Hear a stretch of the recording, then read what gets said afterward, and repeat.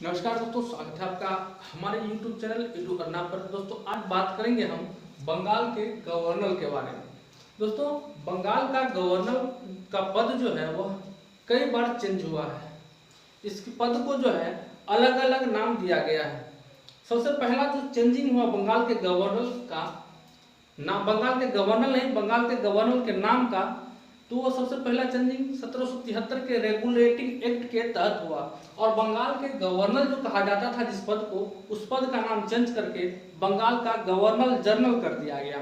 इसके बाद जो है 1833 के एक्ट के तहत बंगाल के गवर्नर जनरल पद को नाम चेंज करके भारत का गवर्नर जनरल कर दिया गया और अंतिम बार चेंज किया गया जब 1858 का एक्ट आया। उसके तहत बंगाल भारत के गवर्नर जनरल का पद जो है नाम चेंज करके उसको भारत का वायसराय कर दिया गया।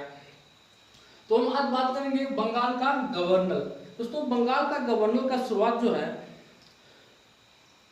ब्रिटिश के ईस्ट इंडिया कंपनी और बंगाल के नवाब जो सिराजुद्दौला था उसके बीच जो प्लासी की लड़ाई हुआ और उसके जीतने के बाद जो है ईस्ट इंडिया कंपनी बंगाल के गवर्नर पद की शुरुआत की और उसके तहत जो है सबसे पहला गवर्नर जो है वह आपका लॉर्ड क्लाइव को बनाया गया। पहला गवर्नर जो है आपको पहला गवर्नर लॉर्ड क्लाइव को बनाया गया। लॉर्ड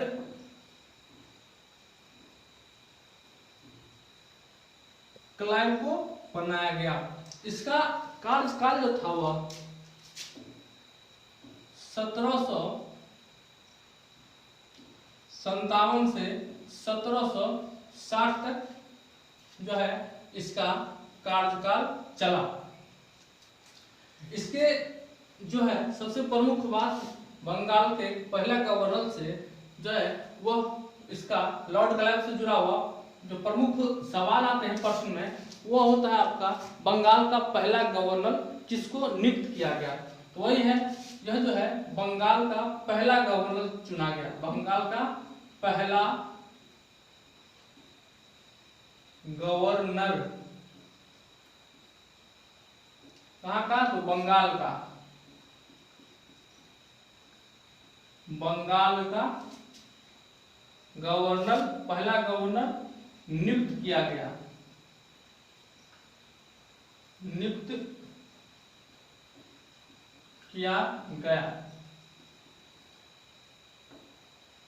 दोस्तों लॉर्ड क्लाइव को जो है एक बार और मौका दिया गया था जब बक्सर युद्ध की जो है जीत हुई थी ब्रिटिश को, उसके बाद जो है फिर से नियुक्त किया गया था इसको। तो उस समय जो है 1765 से लेकर 1767 तक, 1765 से जो है 1767 तक जो है इसका नियुक्ति किया गया। 2 साल के लिए इसका फिर नियुक्ति किया गया। कब? तो बक्सर युद्ध जीतने के बाद जो है इसको फिर से नियुक्त किया गया। उसको देखेंगे, इतना ही याद रखिए, इसको 2 बार नियुक्त किया गया। जब 1765 का कार्यकाल आएगा तब तो इसको हम फिर से देखेंगे और उस समय में क्या क्या इस समय कार्यकाल में घटना हुई उसको चर्चा करेंगे। तो पहला यहाँ याद रखिए लॉर्ड क्लाइव से प्रश्न आता है वह होता है कि बंगाल का पहला गवर्नर किसको नियुक्त किया गया था। तो आप बता सकते हैं कि बंगाल का पहला गवर्नर जो है वह लॉर्ड क्लाइव को नियुक्त किया गया था। इससे जुड़ी और प्रश्न जो आएगा हम देखेंगे, इसके जो ये शासन ये कार्यकाल जो आएगा दूसरी कार्यकाल उसमें देखेंगे और कुछ प्रश्न है इससे। चलिए दूसरी बात करते हैं। इसके बाद जो है नियुक्त किया गया आपका दूसरा में हॉलवेल था, उसका नाम हॉलवेल था। हॉलवेल का जो कार्यकाल वह 1760 से लेकर 1760 से लेकर जो है 1760 तक ही रहा गया। अब पूछेंगे क्यों? तो इसका जो है अस्थायी था, अस्थायी नियुक्त किया गया था। अस्थायी या कहें तो स्थापन गवर्नर यथा गवर्नर जो है स्थापत्य गवर्नर था, यानी इसके स्थान पर जो है कुछ तत्काल समय के लिए जो है इसको नियुक्त किया गया था कुछ समय के लिए। दोस्तों हॉलवेल से एक जो है बहुत ही महत्वपूर्ण घटना जुड़ी हुई है। हॉलवेल से जो है एक बहुत महत्वपूर्ण घटना जुड़ी है, वह उस घटना को नाम है आपका ब्लैक होल की घटना। ब्लैक होल की घटना। चलिए इसके बारे में समझते हैं कि ब्लैक होल की घटना क्या था।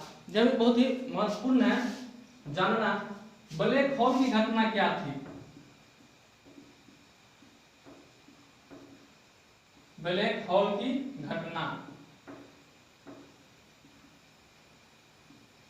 दोस्तों, ब्लैक होल की घटना के बारे में कहा जाता है कि यह ब्लैक होल की घटना 1756 ईस्वी में घटित हुआ था। इस घटना के तहत जो है जो घटित हुआ था उसके तहत कहा जाता है कि उस समय का बंगाल का जो नवाब था सिराजुद्दौला, उसने जो है अंग्रेजों को कुल 146 अंग्रेजों को एक कमरे में कैद किया कर दिया था और उस कमरे की जो लंबाई था वह सिर्फ 18 फीट और चौड़ाई जो था वह 14 फीट 10 इंच के लगभग में था।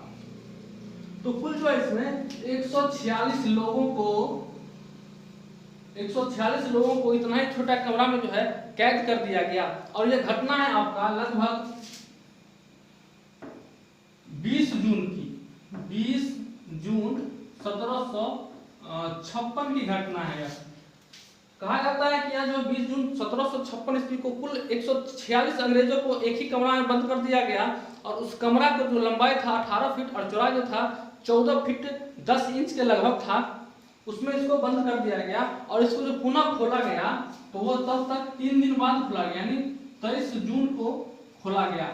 और इस खोलने के बाद देखा गया कि मात्र 146 में से जो है मात्र 23 व्यक्ति जिंदा जीवित बचा था और बाकी जो है सारे का सारा मर गया था। तो इसी को जो है उस जो 23 व्यक्ति जीवित था इसमें, उसी में जो है एक ब्लैक हॉलवेल था। हॉलवेल भी जो था उसी जीवित व्यक्ति में एक था और इसी ने इस घटना का उजागर किया। इसी से इसका नाम जो है ब्लैक होल घटना पड़ा। इसी को ब्लैक होल की घटना कहा जाता है। इसका कहानी इतना ही है कि ब्लैक होल जो है हॉलवेल से संबंधित है, क्योंकि हॉलवेल ने ही ब्लैक होल की घटना को जो है उजागर किया था। दोस्तों अब इसके बाद जो है हॉलवेल के बाद जो है आपका तीसरा गवर्नर, बंगाल का तीसरा गवर्नर जो है वह आपको नियुक्त किया जाता है वेंसी स्टार्ट को। वेंसी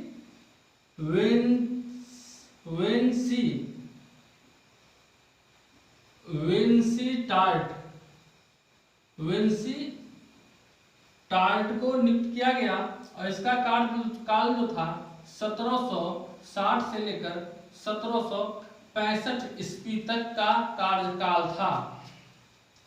किसका? तो वेंसी टार्ट का। दोस्तों वेंसी टार्ट के समय में ही जो है वह आपको बक्सर युद्ध की शुरुआत हुआ था। इसके समय में ही जो है बक्सर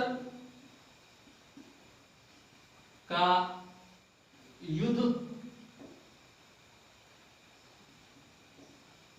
हुआ था। चलिए अब कुछ बात कर लेते हैं बक्सर के युद्ध के बारे में। दोस्तों बक्सर का युद्ध के बारे में जो कहा जाता है, बक्सर की युद्ध,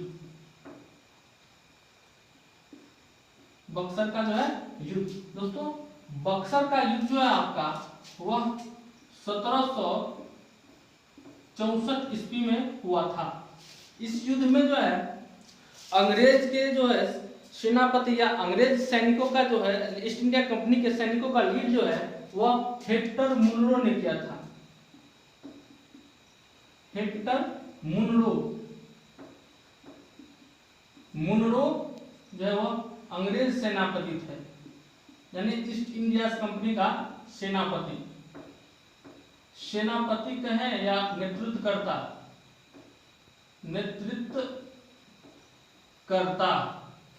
युद्ध था।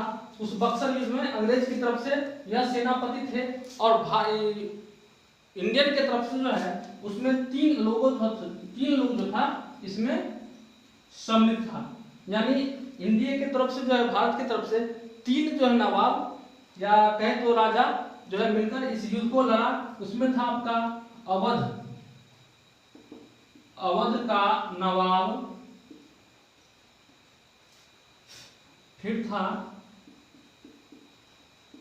बंगाल, बंगाल का नवाब, और तीसरा में जो था वह था मुगल बादशाह, मुगल बादशाह। दोस्तों इसमें जो अवध का नवाब जो था वह आपका शुजा-उद-दौला था, शुजा-उद-दौला। फिर बंगाल का नाम था कौन था, वह था आपका मीर कासिम, मीर कासिम। और मुगल बादशाह जो था वह आपका था शाह आलम द्वितीय, शाह आलम द्वितीय, शाह आलम द्वितीय। दोस्तों बक्सर युद्ध में हुआ क्या, जब हेक्टर मुंडो जो था अंग्रेज की तरफ से लड़ रहा था, यानी अंग्रेज के सेनापति के रूप में लड़ रहा था, और भारत की तरफ से जो है यह तीनों लड़ रहे थे। कौन कौन, अवध का नवाब जो शुजा-उद-दौला, बंगाल का नवाब मीर कासिम, और मुगल की तरफ से था वह था शाह आलम द्वितीय। ये तीनों का एक गठबंधन था और ये अंग्रेज का जो है अलग ही गठबंधन था। इस युद्ध में हुआ क्या, उसमें जो है ये तीनों को जो है हार मिला और अंग्रेज की जो है वह जीत हुई, अंग्रेज को जो जीत हुई। इस जीत के तहत जो है अंग्रेजों ने एक संधि किया, और वो संधि के बारे में हम आपको बताएंगे। वो संधि था आपका इलाहाबाद की संधि। क्या था, इलाहाबाद की संधि, इलाहाबाद की संधि। चलिए दोस्तों इसको अलग से कभी चर्चा करेंगे, इस संधि के बारे में थोड़ा भी डिटेल बता देते हैं। तो दोस्तों बक्सर युद्ध के बारे में हम बता रहे थे कि बक्सर युद्ध का जो, बक्सर युद्ध के समय में जो था वह बंगाल का गवर्नर उस समय कौन था, तो उस समय जो बंगाल का गवर्नर था वो था बेंसीस्टार्ट। बेंसीस्टार्ट क्या था, बंगाल का गवर्नर। कब, तो बक्सर युद्ध के समय। बक्सर युद्ध किस किस के बीच हुआ, तो अंग्रेज और भारतीय नवाबों के बीच, या कहें तो बंगाल के नवाब, अवध के नवाब और मुगलों के बीच में हुआ था, जिसमें ये तीनों का एक गठबंधन था। और हेक्टर मुंडो जो था वो सेनापति ईस्ट इंडिया कंपनी का नेतृत्व कर रहा था। और इस युद्ध में जो हुआ वह अंग्रेजों का जीत हुआ, ईस्ट इंडिया कंपनी का जीत हुआ। तो चलिए दोस्तों अब बेंसीस्टार्ट के बाद आया था किसका नंबर, तो बेंसीस्टार्ट के बाद जो था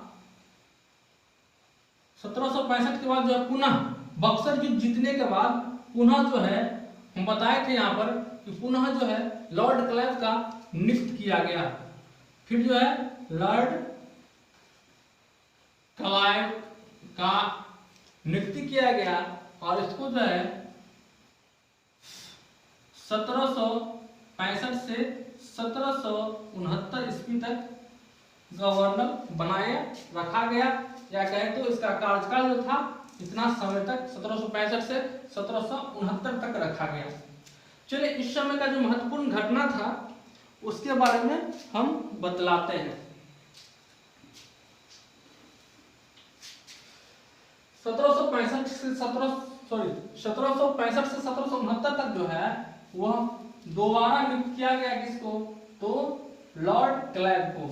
लॉर्ड क्लाइव को दोबारा नियुक्त किया गया। इससे पहले कब नियुक्त किया गया था, तो 1757 से जो है 1760 ईस्वी के बाद जब बक्सर युद्ध लड़ा गया और उसमें बंगाल का अंग्रेजों का जीत हुआ, तो पुनः से जो है लॉर्ड क्लाइव को नियुक्त किया गया। और लॉर्ड क्लाइव को नियुक्त करने के बाद जो है इस समय में जो है कुछ महत्वपूर्ण घटनाएं घटी हैं लॉर्ड क्लाइव के समय, उसको बारे में हम आपको बतला देते हैं जो काफी महत्वपूर्ण है। दोस्तों इस समय में जो है इलाहाबाद की संधि हुआ। इलाहाबाद का संधि हुआ। पुनः जो है फिर इस समय जो है, इस समय जो फिर है एक श्वेत आंदोलन, श्वेत आंदोलन, और उसके बाद जो है वो है द्वैध शासन, द्वैध शासन,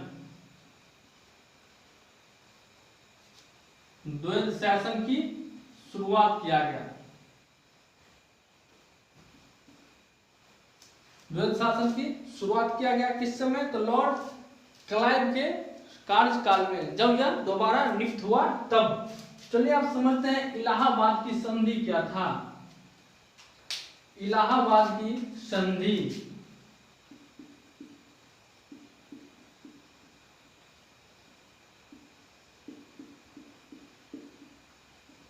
दोस्तों, इलाहाबाद की संधि के तहत जो है, जब हम बताए थे कि बक्सर युद्ध में जो है अंग्रेज की जीत हुई, और उस जीत के तहत जो है एक संधि पर जो है, एक संधि के तहत जो है वो युद्ध को समाप्त किया गया और उसमें अंग्रेज को जीत हुई। तो इस जीत में जो है, जीत के बाद संधि में जो है, इलाहाबाद की संधि में यह निर्णय लिया गया कि जो है बंगाल, बिहार और उड़ीसा, बंगाल, बिहार और उड़ीसा का दीवानी जो है,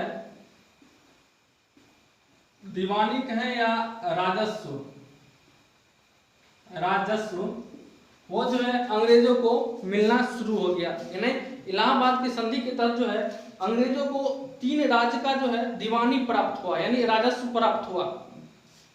उसी को इलाहाबाद की संधि कहा गया। तो आप ध्यान रखिएगा, इलाहाबाद की संधि के तहत जो है अंग्रेजों को 3 राज्यों की दीवानी प्राप्त हुआ। चलिए आप बात करते हैं श्वेत आंदोलन। तो श्वेत आंदोलन में हुआ यह क्या कि लॉर्ड क्लाइव जो है बंगाल के जो जितने सैनिक थे उसका जो है दूसरी भत्ता जो था उसको बंद कर दिया गया। इसी के तहत जो है मेरठ और इलाहाबाद की जो सैनिक थे, श्वेत सैनिक या कहें तो अंग्रेज सैनिक, उन्होंने जो है आंदोलन कर दिया और उसी को जो है श्वेत आंदोलन कहा गया। यानी श्वेत सैनिकों के द्वारा जो है विद्रोह किया गया, द्वैध भत्ता को, दूसरी भत्ता जो है उसको अंत खत्म करने के लिए, उसी को हम श्वेत आंदोलन कहते हैं। अब तीसरा में है द्वैध शासन। दोस्तों इसी के तहत जो है इलाहाबाद संधि के तहत जो है लॉर्ड क्लाइव ने द्वैध शासन की शुरुआत की। इस शासन के तहत जो है अंग्रेज के मीर कासिम के पुत्र जो है उसको तो बंगाल का नवाब मान लिया गया, लेकिन यह राजस्व जो था वो तीनों राज्य का जो है अंग्रेज खुद जो है रखने लगा। यानी इसके तहत जो है द्वैध शासन के तहत मीर कासिम के पुत्र को जो है वो उसी को बंगाल का नवाब जो है नियुक्त किया गया, लेकिन राजस्व जो है वह सभी अंग्रेजों के हाथ में आने लगा। इसके तहत जो है अंग्रेज ने राजस्व के तहत 26 लाख रुपया जो है वह ब्रिटिश साम्राज्य को भेजा था। यानी ब्रिटिश सम्राट को भेजता था इंग्लैंड, और 52 लाख रुपया, 52 लाख रुपया जो है वह बंगाल के नवाब को देता था। यानी मीर कासिम के पुत्र को जो है बंगाल के नवाब को 52 लाख रुपया देता था, इसलिए तो अपना वह जो है बंगाल का शासन चला सके, बंगाल का कार्यकाल चला सके। और जो शेष रुपया बच जाता था राजस्व के तहत, वो सारा राजस्व का जो है पैसा वो अंग्रेज यानी ईस्ट इंडिया कंपनी खुद अपने पास रख लेता था। उसी को जो है द्वैध शासन कहते थे। यानी शासन तो कोई और करता था, लेकिन राजस्व जो था वह कोई और वसूलता था, इसलिए उसको द्वैध शासन कहा गया। चलिए चौथा, अब 5वां में चलते हैं। 5वां में जो है लॉर्ड क्लाइव के बाद जो है वेरलेस्ट को जो है बंगाल का गवर्नर नियुक्त किया गया। वेरलेस्ट को जो है बंगाल का गवर्नर जो है नियुक्त किया गया और इसका शासन कार्यकाल था वह आपका 1769 से, सॉरी इसका कार्यकाल 1765 से 1767 तक, और लॉर्ड वेरलेस्ट का जो है 1767 से 1769 तक जो है इसका कार्यकाल था वेरलेस्ट के समय। दोस्तों इसके समय में जो है कोई खास ऐसा घटना नहीं घटा जो एग्जाम में पूछा जाए, सिर्फ इतना ही याद रख सकते हैं इसके समय में जो है द्वैध शासन जारी रहा, यानी द्वैध शासन जारी रहा। सिर्फ मात्र इतना ही याद रखिएगा वेरलेस्ट के समय की, इसका जो है इसी के समय में भी द्वैध शासन जो है जारी रहा। इसके समय में कोई ऐसा खास घटना नहीं घटित हुआ जो एग्जाम में पूछा जाए। हम जो है बता रहे हैं सिर्फ जो एग्जाम में पूछा जाता है प्रश्न। फिर है और अंतिम जो गवर्नर था बंगाल का वो था आपका कर्टियर। उसका कार्यकाल जो था आपका 1769 से 1772 ईस्वी तक, 1772 ईस्वी तक। इसके बारे में आप याद रख सकते हैं कि यह बंगाल का अंतिम गवर्नर था। बंगाल का अंतिम गवर्नर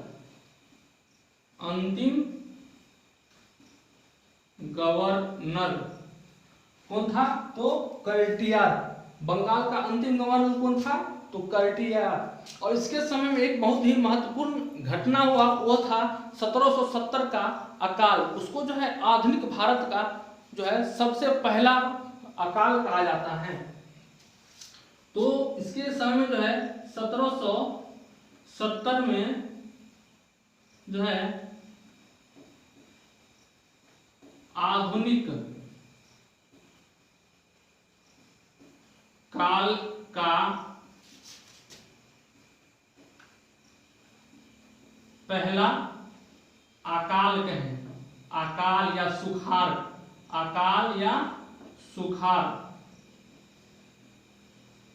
सुखार पड़ा। तो आप इतना याद रख सकते हैं दोस्तों। बंगाल के गवर्नर के पद से जो है, बंगाल के गवर्नर से जो प्रश्न पूछे जाते हैं उसको हमने लगभग सारा बता दिए यहाँ पर। अब इतना याद रखिएगा तो शायद बंगाल के गवर्नर टॉपिक से जो है आपका प्रश्न शायद नहीं छूटना चाहिए। तो दोस्तों अंतिम गवर्नर जो था आपका कर्टियर था। इसी के समय में जो है पहला अकाल पड़ा था आधुनिक काल का। यह अकाल इतना खराब था, इतना त्रासदीदार था इसमें कि बहुत सारे हजारों लोग जो है लगभग कहा जाता है कि इसमें बहुत हजार जो है आदमी भूख प्यास से मारा गया। और इसी अकाल के कारण जो है एक आप लोग सुने होंगे सन्यासी विद्रोह। इसी अकाल के कारण जो है सन्यासियों का विद्रोह हुआ था। दोस्तों इसके कारण जो कर्टियर के बाद जो है बंगाल का गवर्नर जो था उसका नाम चेंज होकर बंगाल के गवर्नर जनरल नाम शुरू हो गया। और उसका जो है 1773 एक्ट के तहत यह चेंज हुआ। और बंगाल का पहला गवर्नर जनरल जो नियुक्त किया गया उसको जो था आपका वारेन हेस्टिंग को नियुक्त किया गया। तो इसके बारे में बंगाल के गवर्नर जनरल जो जितने बने थे उसके बारे में अगले वीडियो में हम चर्चा करेंगे। तब तक के लिए हम इसको वीडियो का आज यही समाप्त करते हैं। अगर आपको अच्छा लगे तो लाइक कीजिए, सब्सक्राइब कीजिए।